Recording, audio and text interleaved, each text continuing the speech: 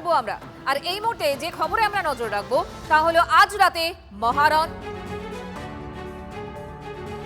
তার আগে আরো একটা খবর দিই আপনাদের, আর্থিক লেনদেনে আর পঞ্চায়েতের শেষ কথা নয় প্রধান। পঞ্চায়েত আইনে আসছে বড় সড় পরিবর্তন। প্রধান নয়, আর্থিক লেনদেনের দায়িত্ব থাকবে আধিকারিকের হাতে। সোমা আমাদের সঙ্গে রয়েছেন, আমাদের প্রতিনিধি। সোমা, কি পরিবর্তন আসছে এই আইনে একটু যদি বলো। হ্যাঁ, দেখো, এই আইনে যে পরিবর্তন আসছে, মূলত আগে যেটা হতো, পঞ্চায়েত দপ্তর থেকে পঞ্চায়েত প্রধানদের হাতে কিন্তু ক্ষমতা দেওয়া হয়েছিল যে বিভিন্ন প্রকল্পের কাজ, সেই প্রকল্পের টাকা দেওয়া, যার মধ্যে 100 দিনের কাজও কিন্তু ছিল। সেই যে প্রকল্পের কাজগুলো, সেই প্রকল্পের কাজগুলো কিন্তু ঠিক করে হয়নি বা টাকা ঠিকভাবে দেওয়া হয়নি, এরকম কিন্তু অভিযোগ উঠেছে।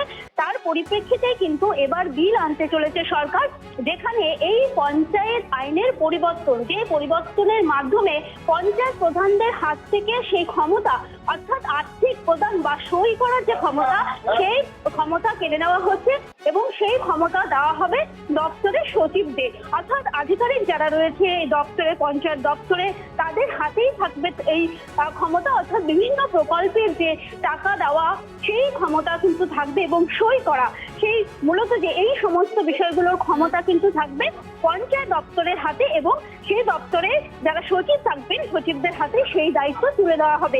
ফলে প্রধান নয়, আর্থিক লেনদেনের দায়িত্ব থাকবে আধিকারিকের হাতে। ধন্যবাদ। অসহযোগ করা হচ্ছে সরকারকে বদনাম করার জন্য।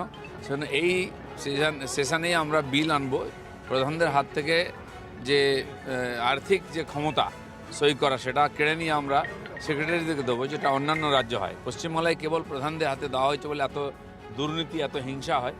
সেই জন্য সেটাকে আমরা এবারে বিল নিয়ে এসে সেই ক্ষমতা তাদের কাছ থেকে কেড়ে নেব।